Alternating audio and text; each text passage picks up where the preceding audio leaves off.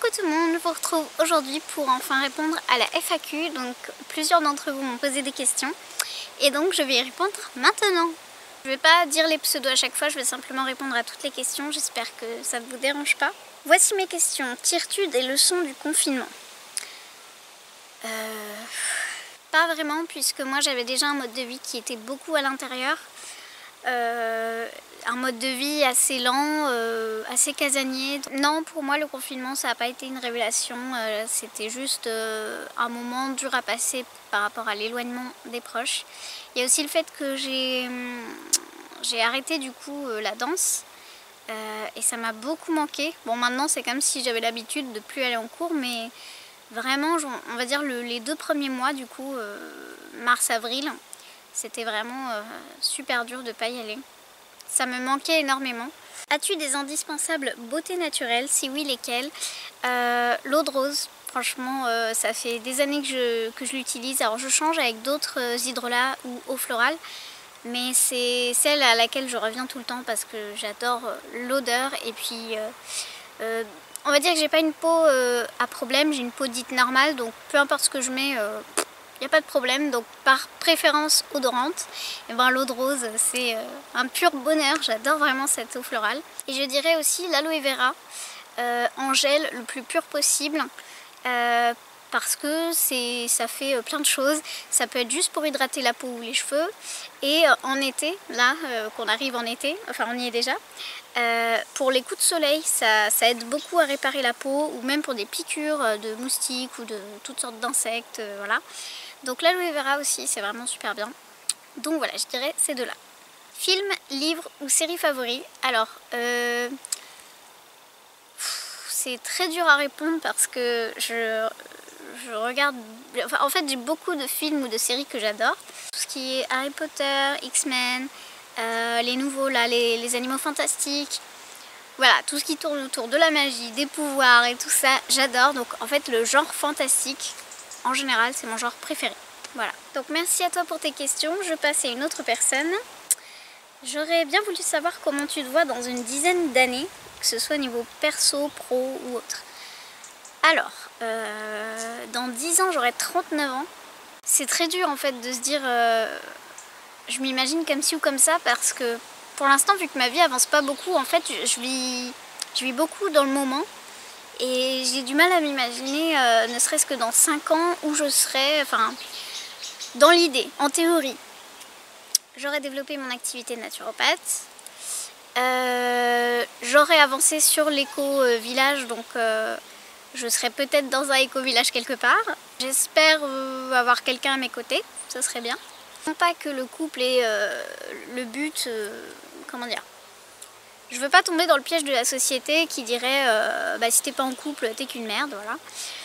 Mais c'est vrai que pour l'instant je suis seule et je me dis qu'à 39 ans, j'aimerais bien quand même être un peu plus posée et donc être avec quelqu'un et faire des projets ensemble, pas forcément avec un enfant. En fait, l'accouchement m'a toujours fait très très peur. Je sais pas si c'est dans une autre vie où ça s'est terriblement mal passé, ou si c'est parce que celui de ma mère, donc de moi quand je suis née, s'est mal passé. Mais en tout cas l'accouchement, ça me... Même petite, hein, quand j'étais pas censée penser à ça, j'ai toujours eu peur de ça. Bien sûr après t'as tous les films qui te font toujours des trucs horribles pour les accouchements. J'essayais de pas trop regarder et sinon je me disais c'est horrible, c'est nul d'être une femme, pourquoi on doit passer par là? Voilà, tout ce genre de choses. Donc rien que ça me fait me demander est-ce que j'ai envie d'accoucher un jour. Je suis pas sûre. Ensuite il y a le problème physique, tout simplement je suis pas sûre de pouvoir avoir des enfants à cause de ma petite taille. Et puis bah, y a aussi des personnes autour de moi qui parlent, je sais même plus le terme technique, mais c'est de ne pas faire d'enfants, juste parce qu'on n'en veut pas, mais également par rapport à la planète, voilà, mettre au monde quelqu'un dans les conditions actuelles et futures, c'est pas vraiment un besoin en soi. J'ai pas envie d'être mère absolument en fait. Ça me fait bizarre rien que de le dire. Donc mon père me dit un peu bon allez c'est quand les petits enfants tout ça. Je lui dis des fois je suis pas sûre que t'en auras. Je sais pas s'il le prend au sérieux ou pas, mais bon bref. Donc voilà, à 39 ans, je me vois pas forcément avec des enfants. Mais en tout cas, j'aimerais être un peu plus posée dans la vie, avoir avancé dans mes projets. Et je pense aussi que j'aurais avancé dans mon chemin personnel et que je serais encore mieux dans ma peau que maintenant. Du coup, je rejoins le pro. Je pense bien sûr continuer d'être naturopathe ou en tout cas une activité comme ça qui aide les gens en fait, qui apporte quelque chose où je partage mes connaissances. Voilà, où je peux aider ou guider en tout cas, que ce soit dans la santé naturelle comme aujourd'hui ou autre chose, je ne sais pas. Mais oui, de toute façon, continuer dans une voie professionnelle qui est plutôt dans le bien-être et le développement personnel, la santé naturelle, tout ça. Donc voilà. Quelles sont les recettes que je fais le plus souvent?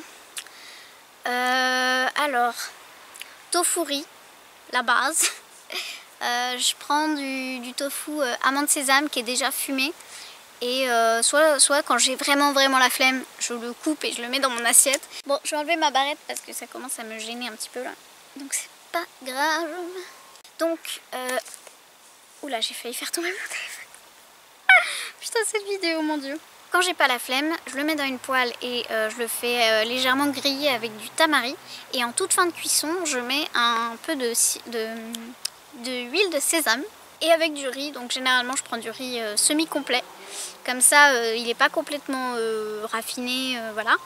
Mais le complet, il met 45 minutes à cuire, donc j'ai pas cette patience-là non plus. Donc le semi-complet, il cuit en 15 minutes, donc c'est très bien. Sinon, il y a les petites patates surgelées. En fait, j'achète des petites pommes de terre déjà en cubes que je mets dans un plat et je mets ça au four et en 10 minutes, 10-15 minutes, j'ai des petites pommes de terre grillées qui sont trop bonnes. Enfin, j'adore les patates hein, de toute façon. Mais ça, c'est aussi ma version flemme des frites. En ce moment, je me fais assez souvent tomates, concombres, voilà, en entrée parce qu'il suffit juste de poser dans l'assiette et de couper. Donc c'est le côté sain, cru et rapide que je peux me faire en ce moment. Voilà pour mes 3 plats, on va dire, qui reviennent assez régulièrement en ce moment. La dernière question, c'était quelles sont tes séries préférées? Donc j'ai déjà un petit peu répondu tout à l'heure. Il y a The Gifted en ce moment. Mais sinon, oh là là, il y en a beaucoup. Dans celles qui sont finies, il y avait des classiques, genre La Base, Charmed, Smallville, Heroes. En fait, il y en a tellement trop que je sais même plus. Dans les séries du moment, bon, malheureusement, elles ne passent plus en ce moment parce que avec la crise, tout ça, ils ont arrêté de diffuser. Mais il y avait tout ce qui est un peu super-héros, donc The Flash, Arrow, bah Arrow c'est fini aussi maintenant, Legends of Tomorrow, Supergirl, Batwoman, tous les trucs là, j'aime bien. Et récemment, j'en ai découvert une nouvelle, ça s'appelle Stargirl, donc c'est un petit peu pareil, c'est toujours des trucs de super-héros. Et voilà, là c'est la saison 1 et ils sont vraiment au tout début, ils sont à l'épisode 6 ou 7 je crois. Donc voilà, nouvelle saison, nouvelle série et voilà, c'est vraiment ça le genre de série que j'aime. Merci beaucoup pour tes questions. On a une autre personne qui disait que toutes les questions qu'elle voulait poser ont déjà été posées par les autres personnes. Donc voilà, en tout cas merci d'avoir commenté et d'avoir eu l'intention de me poser des questions. Personne suivante, pourrais-tu nous parler un petit peu de ton installation en tant que naturopathe? Notamment les sujets liés au lancement d'un service ou commerce. As-tu réussi à trouver facilement un local où exercer, à te constituer une patientèle?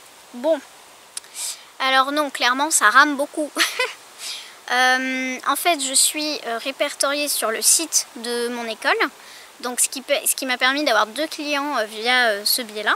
Ensuite, j'avais eu d'autres personnes, c'était de la famille en fait, ou des amis d'amis, ou enfin ce genre de choses. Mais du coup, bah, pour l'instant, ça rame beaucoup, tout simplement parce que j'attendais que mon site internet soit prêt pour le mettre ensuite sur les flyers ou les cartes de visite. Et du coup, pour l'instant, j'ai pas eu, comment dire, pour l'instant, vu que tout ça n'a pas été fait, parce que j'attendais que le site soit fini, donc là, ça y est, on va dire que j'ai commencé le site officiellement fin mai. Va savoir pourquoi. En tout cas, là, ça devient de plus en plus concret et je pense que le site sera fini fin juillet. Donc je suis très contente et ensuite, une fois que j'ai le site, je vais pouvoir... Alors j'ai pas de flyers, mais j'ai des cartes de visite que j'avais fait il y a déjà 1 an et demi. Quand j'aurai le site de prêt, déjà je pourrai le partager sur les réseaux, tout ça.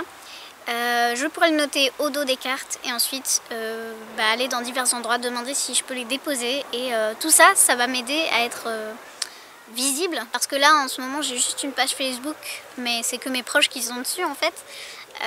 Et je l'alimente pas beaucoup, donc la machine n'est pas vraiment lancée en fait au niveau du marketing et de la visibilité. Ensuite, du coup, je n'ai pas de local pour l'instant. J'avais vu l'année dernière un centre de coworking, un espace coworking où il y avait plusieurs bureaux qui pouvaient être loués comme ça pour la demi-journée, la journée pour une semaine et tout. Et ils faisaient aussi des locations au mois. Sauf que c'était 200 €. Et clairement, quand tu commences, que tu n'as qu'une personne par mois, vu que j'avais pas les moyens pour avoir un cabinet pour l'instant, je me suis juste dit, je vais faire à domicile, mais pas à domicile chez moi, chez les gens. Donc je me déplace au domicile, donc voilà, autour de la ville, ça peut même aller un peu plus loin. Je suis allée à 25 km la dernière fois. Donc je fais comme ça pour l'instant et j'ai aussi le projet de déménager pour justement me faire un cabinet chez moi. Pour que déjà le loyer, alors bon, j'ai quand même calculé par rapport à ce que j'ai là, plus le cabinet à 200 € et déménager dans un autre lieu, en fait ça ferait à peu près le même montant par mois. Donc au final, pour l'instant c'est un peu compliqué de payer autant par mois par rapport à mes revenus. Bien sûr, plus les personnes vont venir me voir, plus j'aurai de revenus. Mais voilà, pour l'instant c'est un peu compliqué, donc je reste dans mon petit logement pas cher et je me déplace chez les gens. Sinon, que dire, je me suis déclarée fin 2019 et après tous les mois en fait il faut faire sa déclaration sur le site auto-entrepreneur URSSAF. Pour l'instant il n'y a rien d'autre qui me vient par rapport à l'activité, voilà où j'en suis. C'était tout pour cette personne-là, merci pour tes questions et si jamais j'ai été trop vague ou pas assez... je sais pas si j'ai loupé des trucs, n'hésite pas à me reposer des questions en fait dans les commentaires pour affiner peut-être un petit peu sur d'autres choses plus précises. Et on passe à la dernière personne. Alors, quels sont tes films et livres préférés? Donc les films, j'en ai déjà parlé. Les livres, je vous ai dit un petit peu dans les vlogs que je lisais pas beaucoup, quasiment pas. Donc me dire que j'ai des livres préférés, je peux pas vraiment répondre. Il y a juste un livre que j'ai lu. En fait, je l'avais reçu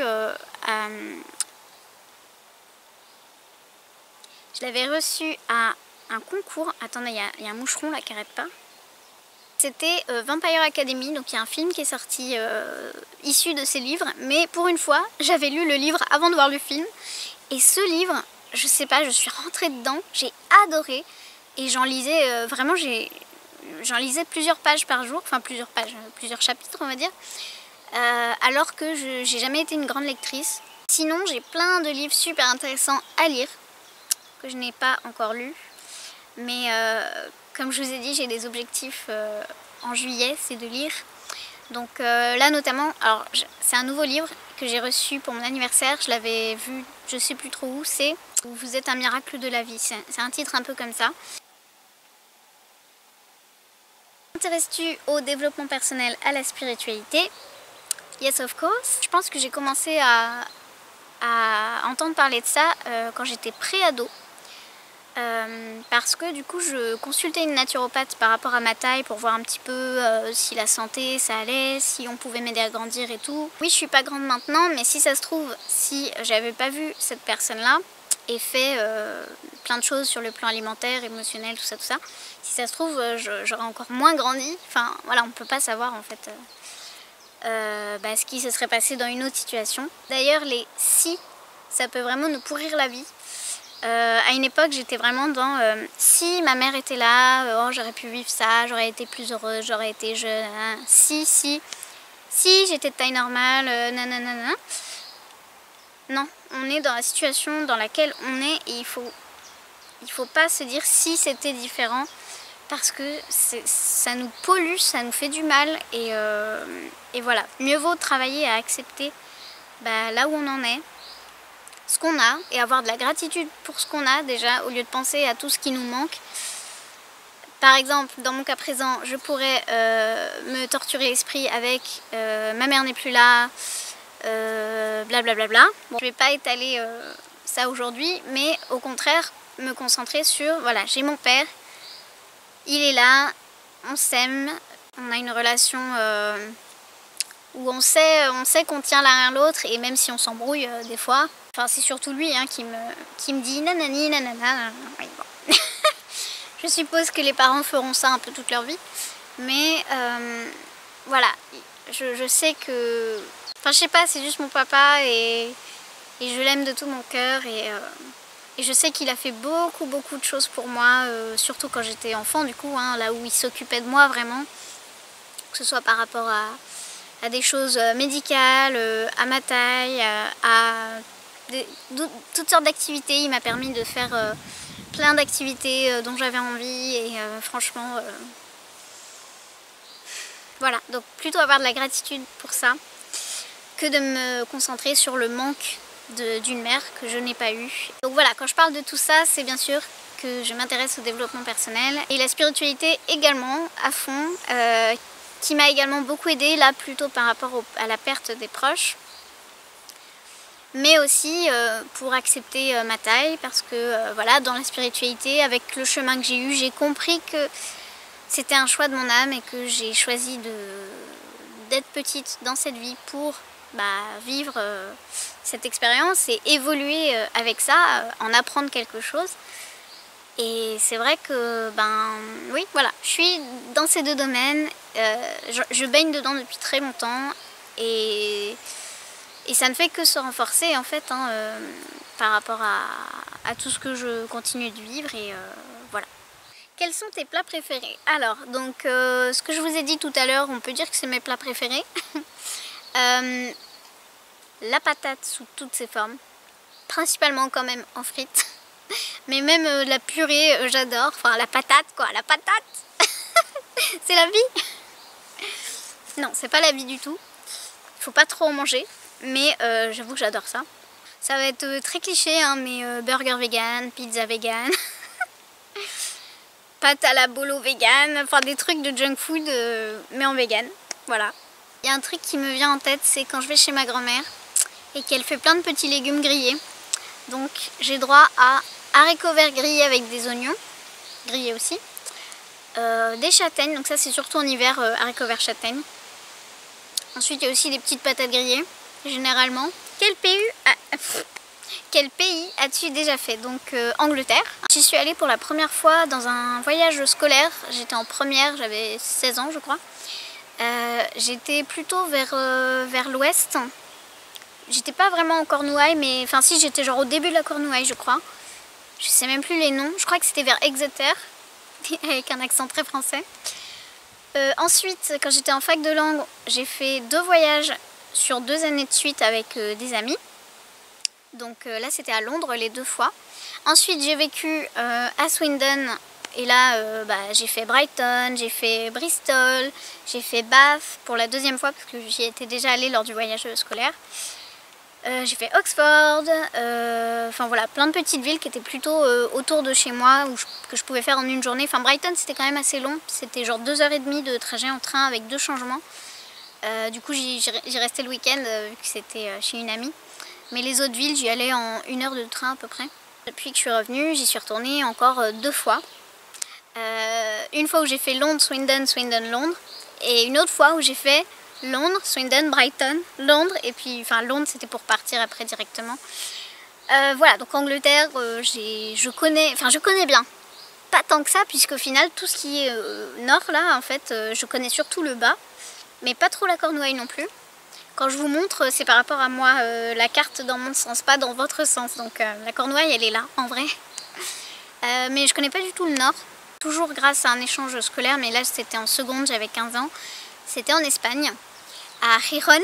Je sais plus comment ça s'appelle la région là, les Asturias, je sais plus. Vous voyez l'Espagne, ça fait un peu un plateau là comme ça quand ça descend de la France. Ben moi j'étais dans ce plateau là, donc plutôt au nord de l'Espagne, enfin complètement au nord d'ailleurs. Et après j'ai dû passer la frontière de temps en temps quand j'étais en vacances dans le sud, vers Perpignan, vers Hendaye. Voilà, j'ai dû croiser un peu la frontière quand j'étais en vacances là-bas. Et sinon c'est tout. Je n'ai pas vu d'autres pays. Et vu que j'ai un attachement vers l'Angleterre, au lieu d'aller voir autre chose, l'argent je le mets dans l'Angleterre une fois par an. En fait j'aime pas prendre l'avion, ça me fait toujours peur.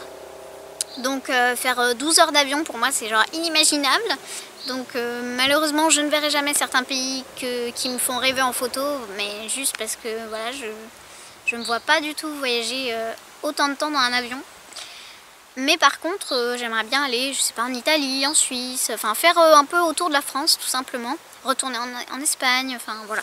Avant-dernière question, dans quelle région tu habites? J'habite en Poitou-Charentes, donc maintenant c'est la grande région Nouvelle-Aquitaine, mais la région de base c'est Poitou-Charentes.